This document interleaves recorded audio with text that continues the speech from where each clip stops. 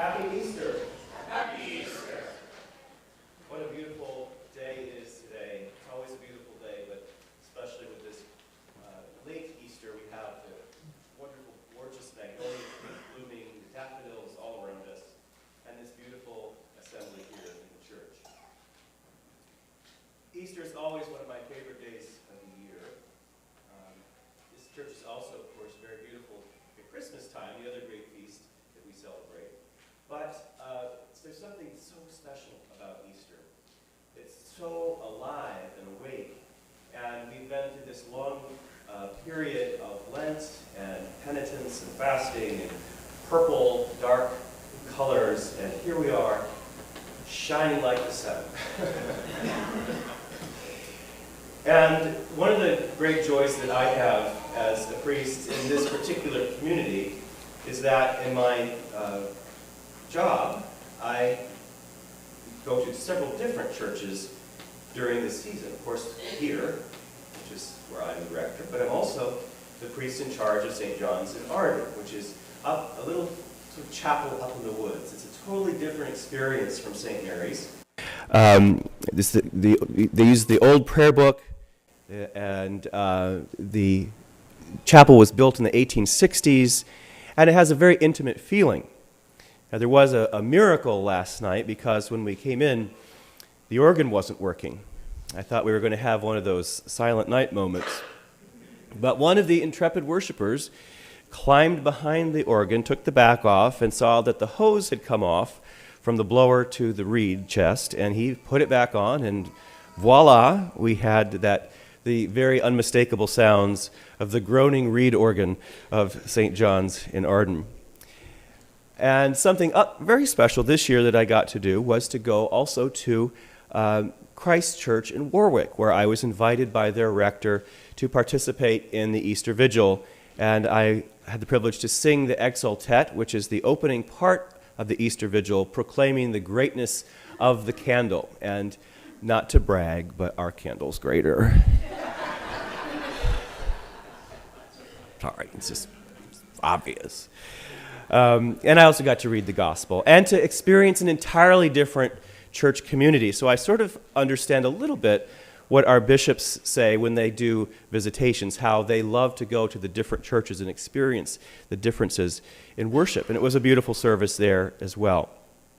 But so magnificent to be here today. As I said, one of my favorite days of the year.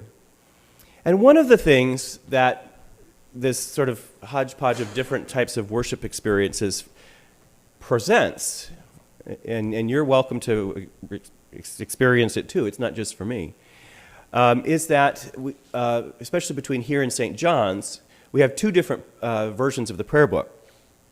Time stood still in St. John's, and so we're still on the 1928 prayer book. And the 28 prayer book has a different set of readings for Easter than we do. And ours are wonderful. We hear the story of Mary Magdalene, the apostle to the apostles, seeing Jesus, the first one to see the risen Lord. There are various different versions of the Gospels, all telling essentially the same story, but in slightly different ways. And in this version, Mary Magdalene sees the Lord. And it's very clear. She's the first one. It's right there in black and white. And it seems sort of a pity, doesn't it, how through the centuries her reputation was tarnished in a very historically inaccurate way. But we should hold her up and celebrate her as the apostle to the apostles, the one who ran and told the men who were hiding, I have seen the Lord. So that's incredible. But also in the readings from the older prayer book, we have one from Colossians. And in that reading, it's a sort of almost a humorous opening to the line. It says, a little leaven leaveneth the whole lump. Well, what does that mean? And Jesus goes on to say, or St. Paul goes on to say, that to point out that just a little bit of leavening, a little bit of, we'll say, yeast or baking powder or whatever you want to use, goes a long way.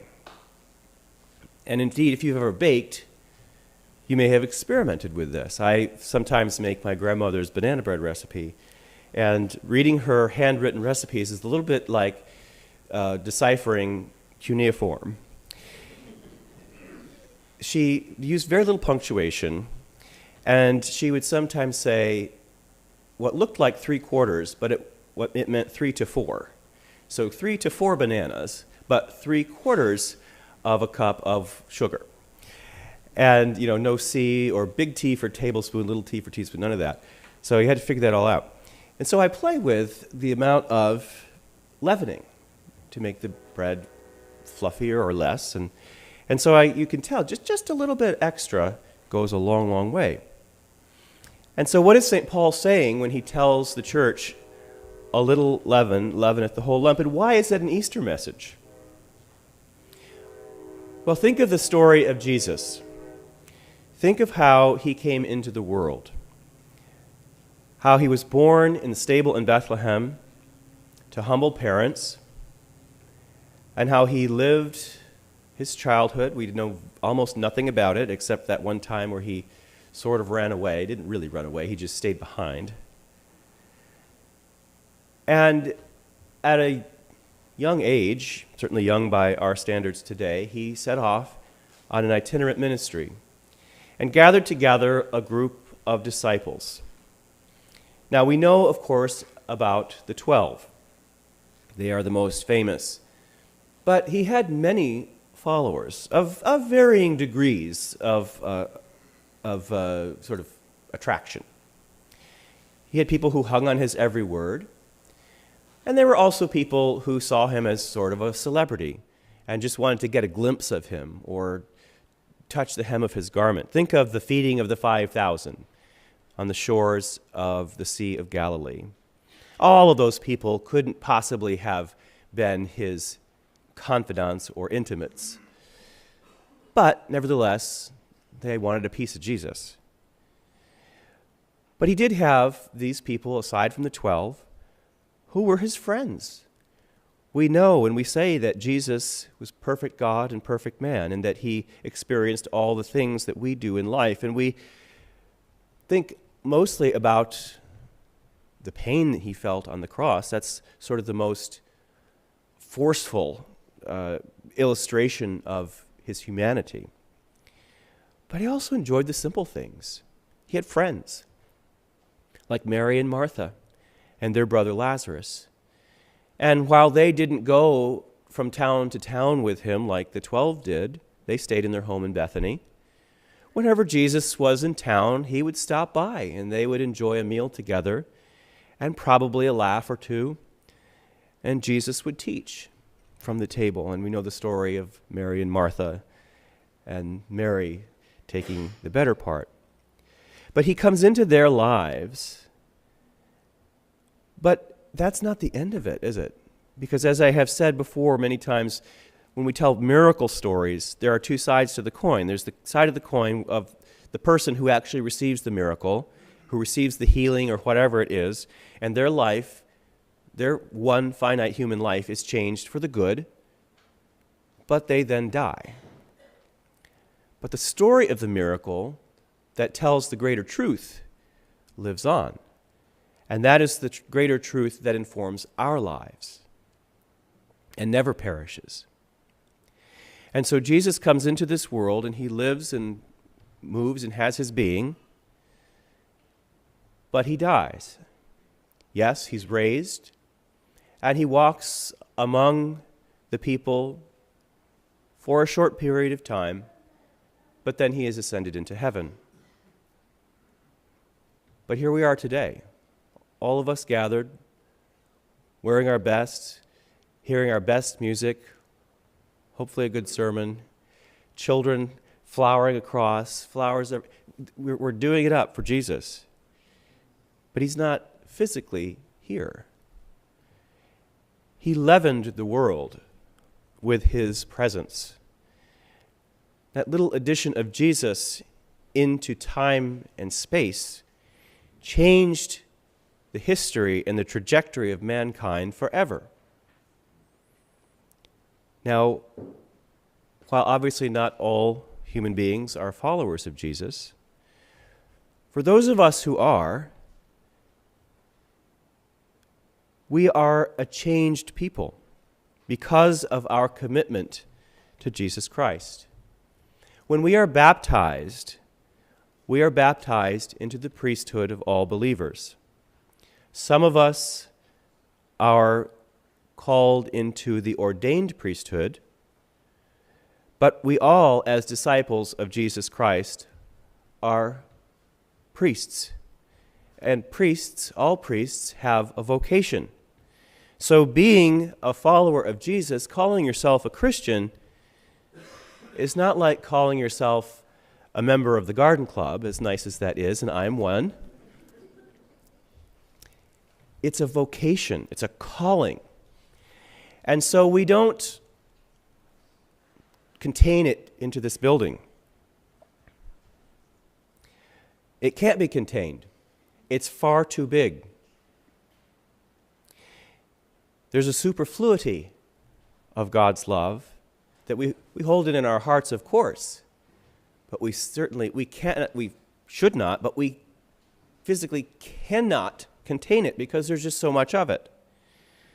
And it was displayed foremost on the cross. When Jesus loved the world so much, loved the world in spite of the world, that he gave himself an offering and a sacrifice for us all. And he put an end to death. He conquered death. He was gone in the grave for 3 days. In the Orthodox tradition, the harrowing of hell is what is taught, that during this time of earthly death, Jesus went and broke the bars of hell. And oftentimes you will see in iconography Jesus with an outstretched arm pulling Adam and Eve out of hell. It's a powerful symbol, isn't it? That all those millennia of human sin and all the millennia to come of human sin were washed away. His one oblation of himself once offered. And so today we gather in joy. We don't have blinders on, however. We can see many things in our world that are examples of pain and suffering and injustice. And so this is what the resurrection teaches us to face. I think of that scene from The Sound of Music when Maria wants to retreat back to the abbey. And the Mother Superior tells her, these walls were not built to shield you from the world, but you must face it. And so that's what Jesus gives us the strength to do, because he faced it. First, he gives us the strength through his resurrection, through the sharing of his body and blood sacramentally, week in and week out, through the hearing of his mighty acts and words of wisdom and comfort and love and reconciliation week after week throughout the year. We are strengthened to be people of the resurrection. On Tuesday of Holy Week, the priests of the diocese and the deacons and the bishops all meet together in the cathedral, and our opening hymn was, I want to walk as a child of the light. Well, because of Jesus, we don't just want that, we get to do it. Maybe we should change the words to that. We get to walk as children of the light. We get to follow Jesus. It's a privilege and something we need to share with others. So let us bask in the light of the resurrection. Let us celebrate with joy the Paschal feast. Let us eat, drink, and be merry today, but understand that we have a job to do. When the festival is over, we have a job to do throughout the rest of the year, to go out and be Jesus, to be the children of the light. In the name of the Father, and of the Son, and of the Holy Spirit. Amen.